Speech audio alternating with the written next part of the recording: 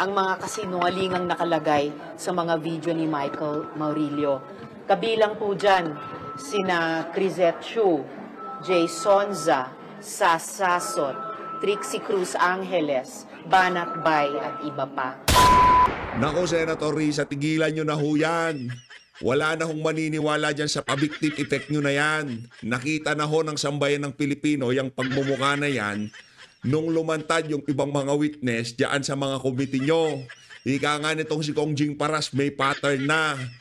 Kaya kahit lumuha ka pa dyan, wala na hong maniniwala sa'yo. Formal na hong nagtungo sa tanggapan ng NBI itong si Senator Risa Hontiveros para formal nang magsampa ng kaso. Doon sa kung sino man ang nasa likod nitong si Alias Rene. Pero base doon sa pagmumukha nitong si Alias Rene, talagang ano ho siya kusang loob ho talaga siya. Tipo parang nagbablog lang no? Ganun ho kasi datingan. Tapos patawa-tawa lang siya, yung napaka-relax ng katawan niya. Hindi kagaya nung prinisenta mo siya dyan sa komite mo sa Senado. Napakalaki ng kaibahan. Bakit ka natataranta? Kasi mas pinapaniwalaan ngayon ng ating mga kababayan yung pinaka-latest niyang testimonya kumpara doon sa testimonya niya nung prinisenta mo siya dyan sa Senado. Diba? Yun ang pinuputok ng butsi mo. Yun ang sigurado. Pero bago ho yan mga kababayan, isang like at isang subscribe. Masaya na ho tayo dyan sa mga gusto sumali sa ating community. Yung join button, nandyan lang ho sa baba. Konti na lang ho mga kababayan. Ilan pa ba? 92,000 subscribers? Magwa 1 million na tayo. Mga kababayan, parang bumagal ho ata. Dito sa video na to, pabilisin natin. Mamaya na ho tayo magbe-mega love shoutout doon sa mga nagpakulay sa mga nakalipas na video natin. Marami ho kasi tayong tatalakayin dito sa video na to. Ayun na nga, dito rin ho sa video na to, papasadahan ho natin ang naging interview nitong si Ma'am Pinky Web dito kay Leila de Lima. Ang kagrupo nitong si Risa Hontiveros. Pero una na ho tayo dito sa pinaka-latest na press con. Inaaraw-araw mo na madam Anak ng tokwa. Tsaka yung attire niya ngayon, hindi yung palaban. Mainhin, yung tipong di makabasag pinggan, di ba? Ganyan ho talaga pag politiko ka, dapat yung bihis mo, inaayon mo sa okasyon. Kunyari yung binubugbog sa social media, ikaw yung binabanatan, kunyari ikaw mainhin, hindi makabasag pinggan, yung tipong hindi mo kaya magbayad ng 1 milyon para magsalita yung mga witness sa Senado, yung tipong gano'n, yung tipong parang hindi naman kayang gawin ng alin na yan, yung ibinibintang sa kanya, di ba? Ganyan ang datingan yung tipong uunahan nila yung mga kababayan natin, bago nila ibuka yung bibig nila, yung munang kasuotan nila ang magsasabi na, mainhin niya si Risa. Hindi kayang magbayad yan hindi kayang magsuhod yan ng witness, di ba? Ganon yung damit. Yun ang problema. Yung damit, ganon ang sinasabi. Yung ayos ng mukha, talagang parang Maria Clara. Pero pagka ika nga, sarado ng opisina niya, kasama niya na yung witness sa loob ng opisina niya, hindi na natin alam kung ano pinag-uusapan niya. Pero dito, itong alin na to, mapanganib po ito mga kababayan. Yung painhin-inhin na yan, yung parang mga Maria Clara, anak ng tokwa, pagka sinara na opisina, at kasama niya itong anong pangalan nun? Si Boy Llamas, Yari. Ika nga, maghahalong pala painhin-inhin ka madam Ano ka ngayon Maria Clara datingan mo Nung pinuposisyon kang pinapakita ka, pinuportray ka na maging Senate Presidential Candidate, ang tapang mo.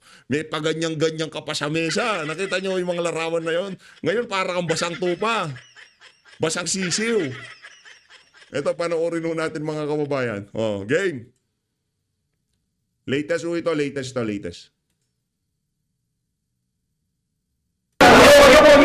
Okay. Ano yun? Ano yun? Para saan yun? Para sa... Hoy, kayo dyan sa dyan sa Fresco parang inaaway nyo ata itong si Senator. Wag niyong ganunin. Kayo naman, Okay. Talagang kilausap po. Wag ganon, wag yun ang ganyan ni si Risa. Nagpapa-interview na siya sa inyo, huwag nyo na lokohin.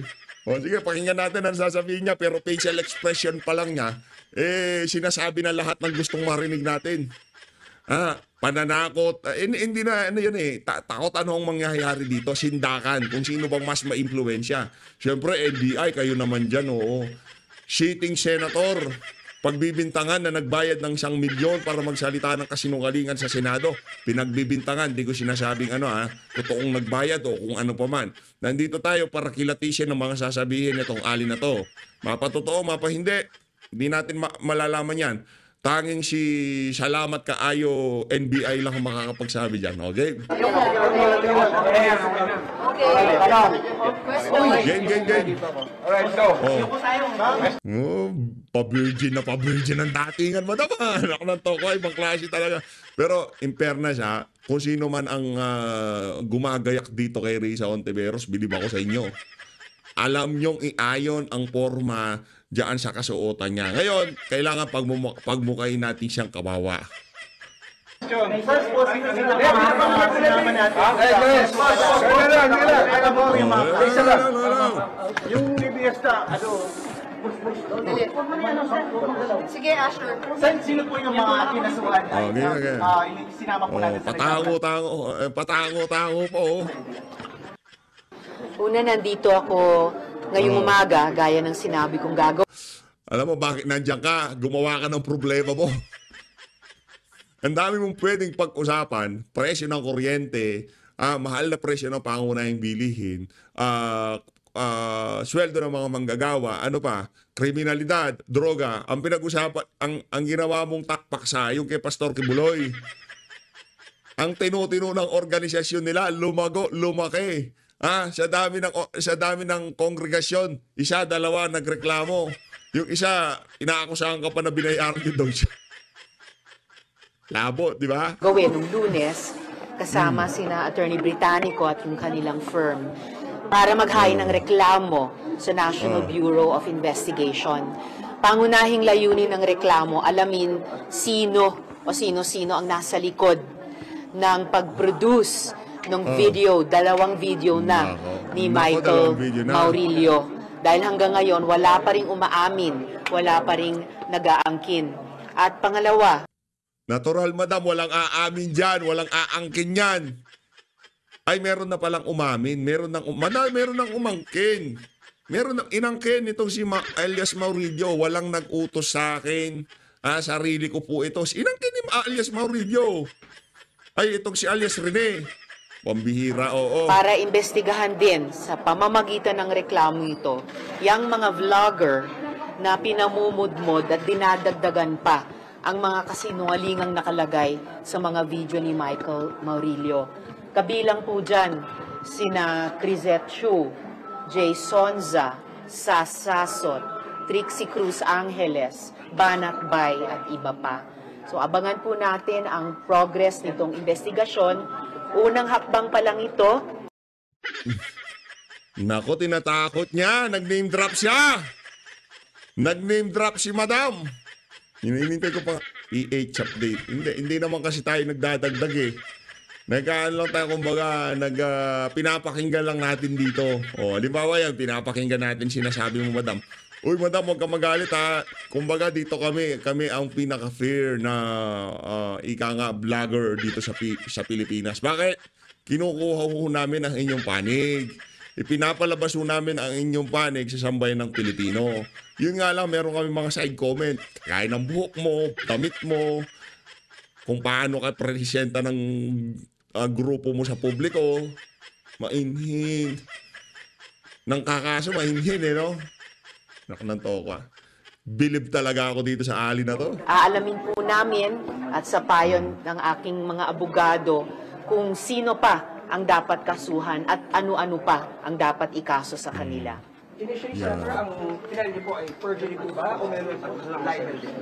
Batay sa payo ng aking mga abogado, cyber libel ang appropriate na ireklamo dito. Sabihin ko po sa inyo, bilang isang nagtatrabaho sa public service, bukas ako lagi at dapat lang bukas lagi sa mga puna, sa mga kritisismo. Pero hindi ako papayag sa ganitong mga pagsisinungaling, mga mapapanganib na pagsisinungaling, lalo na ang tinarget ay hindi lang ako, ang tinarget ay ang mga witnesses, ang tinarget pati mga staff ko, tinarget ang Senado mismo. Ayun. Hindi Senado, hindi madam. Hindi tinuturo ang Senado naman sa mga di umanong nagbayad. Ang sinasabi doon sa video na napanood namin yung chief of staff mo nakaladkad ang pangalan. Kayo daw ho ang nakaladkad ang pangalan. Ngayon, ang problema dito, imbis na sagutin nyo lang yung aligasyon sa inyo, latagan nyo kami ng kapani-paniwalang resibo. Ang nangyayari ho kasi dito, nagkakaroon na ho ng sindakan at takutan. Diba? Takutan na ho ito. Sa mga vlogger, huwag nyo nang pag-usapan itong issue ni Risa dahil, naku, masusunod ho kayo niya sa NBI. Senator, ilan lang yung reklamo niyo? Sir? Ilan po ang reklamo niyo? So far, 1 dosena. Pero batay nga sa mapag-aalaman ng NBI sa kanilang investigasyon, maaring dumami pa po yun at maaring dumami pa dagdag sa cyber libel ang iaakusa ko sa kanila. Yung inyo po mga binanggit na pangalan, Senator, sila po ikasama po sa kaso. Kasama na po sila dito sa reklamong inihain namin ngayong umaga. Magbubukas ba tayo send ng Senate inquiry on them? Diba parang profilation of fake news na naman to? Nasimulan na yan ni Senator Kiko Pangilinan nung nakaraang 18th Congress pa. At bukas naman sa kabubukas na 20th Congress na ulit o patuloy itong investigahan. Pero ngayong umaga, dito po kami ng firm ni na Attorney Britannico nakatutok sa reklamo sa NBI. At gaya ng nabanggit ko, unang hakbang pa lang ito, nasabi ko na po nung Lunes, maghahain din po ako ng mga criminal complaints laban sa mga tao o grupong ito. Lalo na, mas napag-alaman na ng NBI, sino talaga ang nasa likod ng pag-produce at pagmudmod ng kasinungalingang video na ito. Sir, meron na po ba kayong huling information, update about dun sa whereabouts ni Michael Mauricio? Wala pa ring firm updates about that dahil pagkatapos nung kanyang mga huling mensahe sa opisina ko noon lamang June 22 at 23 nitong 2025. Imagine, just a little more than a week ago, naghuhumingi ng rescue dahil siya daw ay kinidnap ng KOGC at siya daw ay dun dinadakip sa Glory Mountain. Hanggang ngayon at nung forward namin agad sa PNP yung mga messages na iyon at agad din nilang kinikilusan. Kaya lang, habang kinikilusan na yung kanyang mga mensahe noon, ay lumabas na itong video. Take note din pala, no, yung nirereklamo kong, pinaiimbestigang fake news channel, nagngangalang Pagtanggol Valiente. Bagong-bago po yan. Binuo lamang nung June 24, the day after nung mga huling mensahe ni Michael Maurilio. So, hiniling ko sa NBI ngayon alamin sino ba yung Pagtanggol Valiente na yan, sinong mga tao, sinong grupo, at dahil baka o malamang konektado yan dun sa cry for help nung earlier last month ni Michael Maurilio. Nako, kasi nagsalita ho itong si kasi kung halimbawa tinakot niyang si alias rin itong si Michael Maurilio, hindi ko dapat siya umabot dito sa dalawang video na to na magsalita. Siguro doon sa isang video merong nakatutok sa kanya no, hanger o pagka di ka nagsalita papaluhin kita, di ba? Kaso wala naman hong ganun wala namang hong hanger na di ba? Yun ang problema ho dito mga kababayan. Wala akong ito kumbaga siya yung tipong parang yung dating sa akin doon sa video, kusang loob na nagsasalita yung mama. O, tuloy. Sir Risa. Tanging pa rin ako para sa kanyang kaligtasan. Sana matukoy kaagad ng PNP Davao kung nasan siya at mailigtas. Pero gayunpaman, kailangan na niyang magpaliwanag at managot kung bakit siya nagsisinungaling sa mga video na ito. Sen, do you believe in the theory na maaaring yun nga, kinidnap po si Michael Maurilio? His statement was not on his own volition at siya po ay in grave danger? Kung kinidnap talaga si Michael Maurilio at dahil doon ay kung nasa matinding panganib siya ngayon, all the more, sana ay mapasakamay na siya ng PNP para sa mailigtas sa anumang panganib na maaring pinaglalagyan niya at para din pwede siyang maimbestiga ng NBI batay dito sa reklamo ko at maging bahagi siya ng pagbuo ng kwento. Sino ba ang nasa likod nitong kampanyang ito ng pagsisinungaling, fake news, witness tampering, at saka psychological warfare? Okay.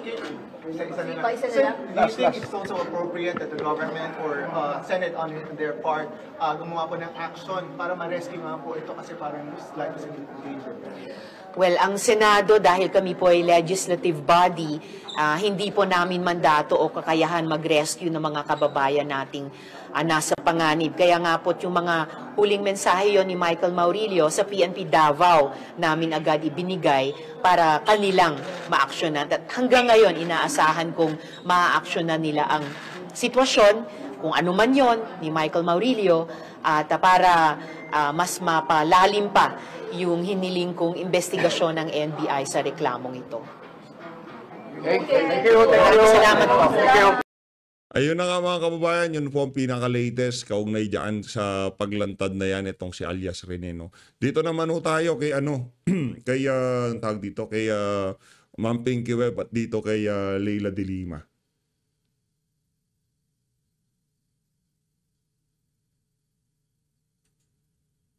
She vows to continue to stand up for justice. Let's get on point with ML Party List Representative Laila De Lima. Good evening. I have to get used to saying Congresswoman. I'm also not used to it. Kasi senator pa rin ang... Oh, senator. Isang beses nung naging senator, I'm not used to it. Kala mo talagang no? Pagkaalala natin sa'yo. Naalangan pa ako nung tinatawag as representative. So good evening, Pinky. Congresswoman, good to see you. Good What an evening, honor and Pinky. pleasure to be here in your program, On Point. Thank you. I So like that the title of your program, And On Point. that's what we're going to... Ang labo lang ho noong nitong press con na to ni Risa Hontiveros. Ikaw gumawa ng problema noong lumabas yung testigo, pinag-usapan sa social media, hindi nga lang sa social media, pati sa mainstream media. Ngayon, yung mga taong pinaksa yung linabas na video, pinagkakasuhan mo. to do right now because again you were acquitted by Judge Alcantara, if I'm not Yes, mistaken, the trial Abraham court Alcantara judge, ho ba? yes. Of Muntinlupa RTC, and basically citing reasonable doubt dito sa drug charge against you, which he already acquitted you in the past. Just for context siguro, so there's a better understanding, Congresswoman, the CA, the Court of Appeals, hindi ho ba, voided the Yes. decision of acquittal by Judge Alcantara to you Yeah. and said, please rewrite your decision. Essentially. Bakit humantong doon? So maybe you can explain. Of course, we also cannot understand that. It was perplexing to us that's the disposition on the part of the Court of Appeals. In the first place, the very fact that the petition as filed by the Office of the Solicitor General was not dismissed outright was already questionable because it was violative of the constitutional prescription against double jeopardy. We do not see any applicable exception. Okay, because the rule on double jeopardy is not really an inflexible rule that it would not admit of exceptions. We agree that it has exceptions, that when you are acquitted, you're not supposed to question that anymore. It's final, unappealable. That is a general rule. Now, it admits of very restrictive restrictions. Kailangan mayroong yung sham trial, mistrial, violation of the right of due process on the part of the prosecution. How can there be a violation of due process when they were able to present evidence and nagkaroon pa nga ng rebuttal? And then also grave abuse of discretion in exceptional circumstances. So none of these four recognized exceptions under jurisprudence is applicable in our case. And yet, the Court of Appeals accepted the petition, ruled in it by saying that, okay, that decision of the court in Yan o, yung pagsasalita na yan ang pilit na ginagaya nitong si pangalan nito, yung Alice, yung isa sa mga prosecutor ni VP Sara. Kalimutan ko yung pangalan, mamaya na lang. Si Luis Tro, yan, ganyan May style. of 2023, which Idol is a yan. judgment of acquittal, is null and void, and therefore we are remanding this to the court for the rewriting of the decision because it was saying that may mga kulang-kulang daw dun sa rationale, dun sa justification for acquittal. I've been asking around from legal practitioners, from law practitioners, whether they have encountered such a situation I was before. going to ask you that. No, it's unprecedented. I don't think it ever, because it never really said that the acquittal was wrong, that the acquittal was invalid, that it was not correct or it was not right for the court to acquit me from the charge. That's the second of the 3 cases filed against me. It only says that, okay, the decision does not seem to comply with the requirements of the Constitution on what should be stated in a decision of a court of law. So, binalik. And then the trial court judge willingly accepted it. But you see, in his decision, released only last Friday, June 27, it stood firm. It says that my earlier decision was already sufficient. But out of respect, deference to the Court of Appeals, I'm coming out with this modified decision just to satisfy the Court of Appeals. So are you saying that Judge Alcantara, in acquitting you once again, did not answer some of the questions of the Court of Appeals, to which I remember the Court of Appeals asking that the decision of Judge Alcantara was merely based on the recantation of a witness, si Ragos po, now earlier testified against you, tapos sabi nga niya, pinwersa lang siya, and that the CA said that the judge did not specify other issues why Laila de Lima was not guilty.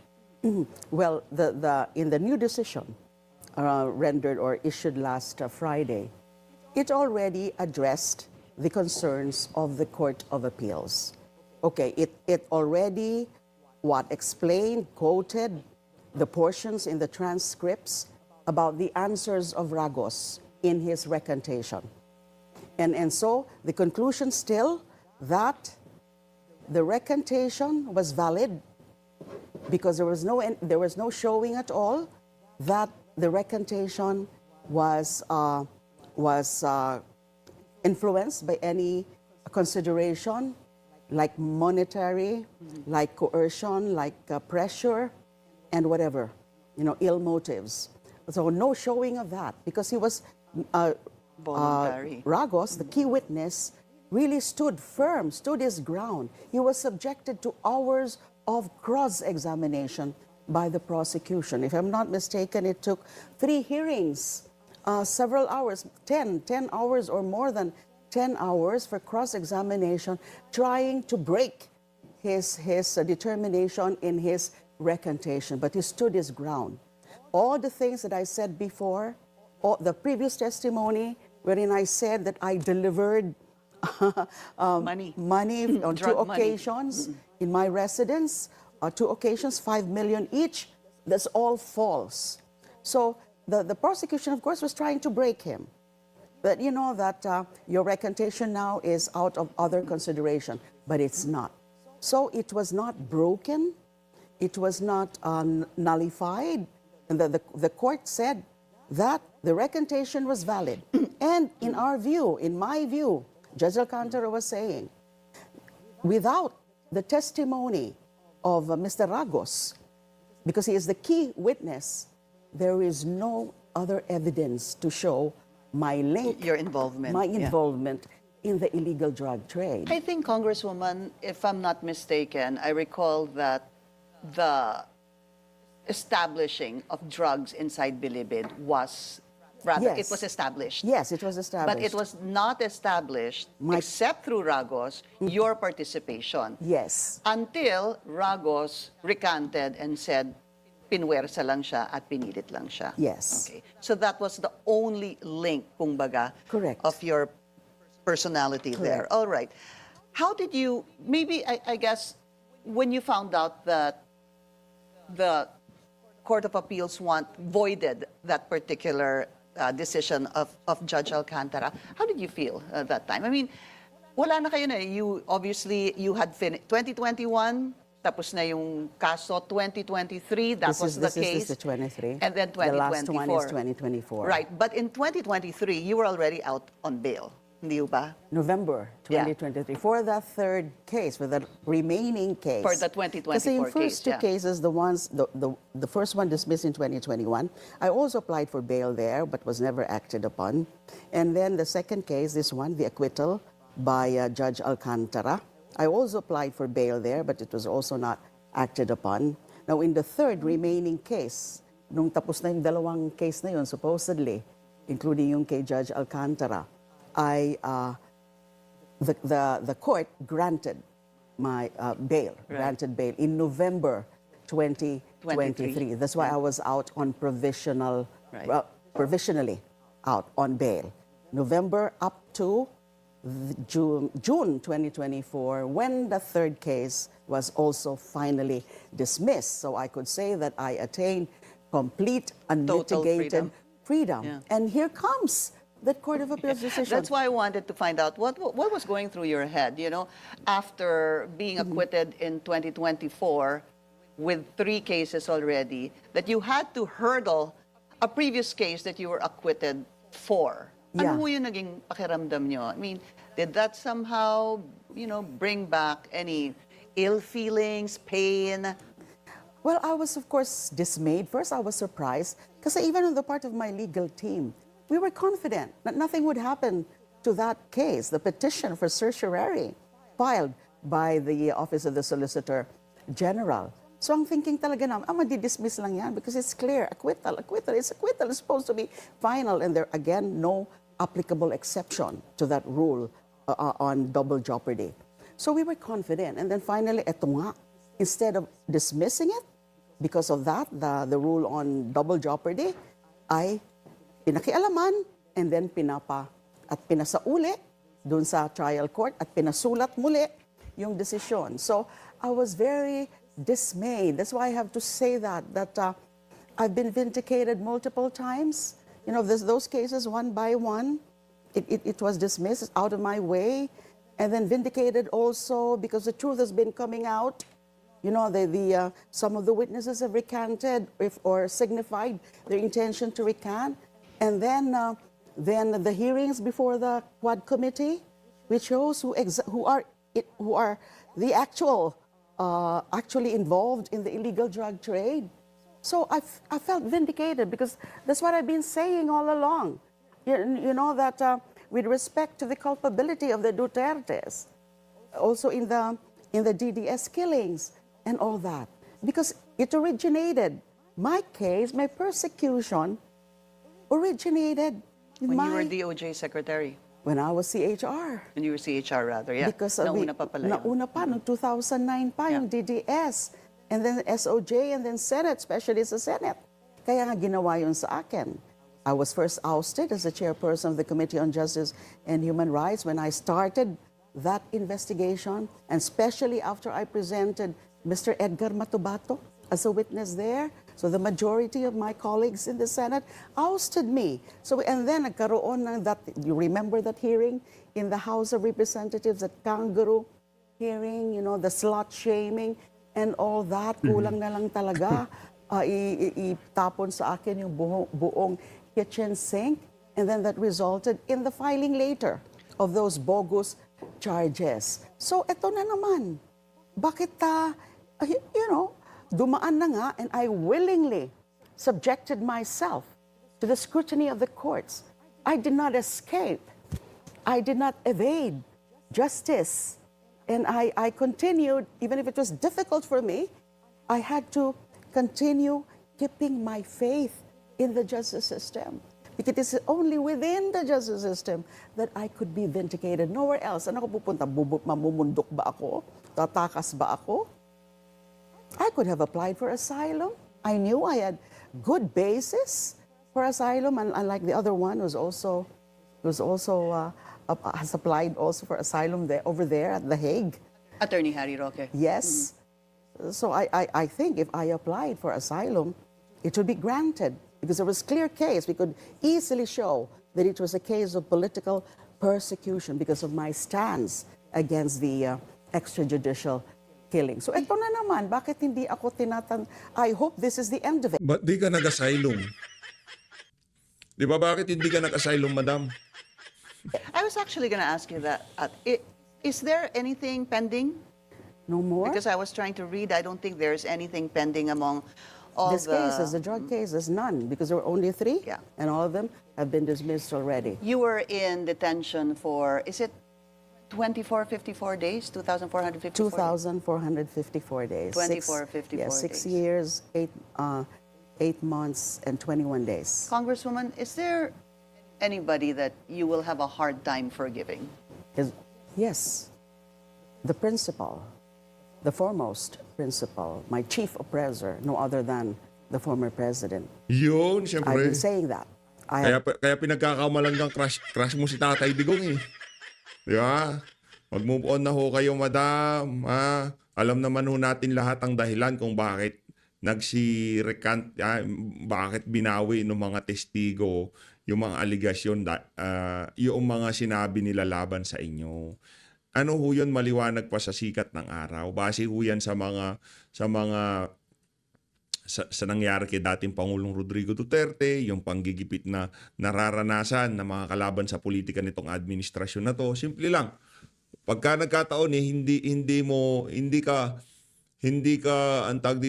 mo sinunod ang kagustuhan ng kung sino man ang nag-uutos sa kanila para bawiin ang kanilang mga testimonya, may kalalagyan sila. Diba? Mantakay mo, self-confess, pinalaya. Umamin na inamin na niya na gano'n ang kanyang trabaho itong si Kerwin Espinosa. Nakalaya pa. Ano pa ba yung, 'di ba, yung mga nagsabi lang na kesyo ganito, kesyo ganyan, I've di ba? already forgiven the rest, all of them, including the former Secretary of Justice. I've forgiven him already. And all those who aided, those who acted as handlers of these witnesses, and especially those witnesses, every one of them, I've forgiven already, even though most of them did not ask for forgiveness. Only about 2 or 3 of them asked for forgiveness. But the president, the former president, not yet. I'm not ready to do that. 2,554 Not ready days, to do that. 2,454 454 Sekta pa, days ha? in detention. When you were out, I remember I was able to speak to you. You were on your way to Manawag, I think the day after, and you were actually being advised not to go for security purposes. Of course, those people have supported you, are very happy, enthusiastic that you had been acquitted. Now it's a different chapter, it's a moving on chapter, and you are now going to be, well, you're a congresswoman already, and you will be part of the public prosecutors against Vice President Sara Duterte. We're going to talk about that after the break with ML Party List Representative Laila de Ayun. Lima. Stay tuned. This is on.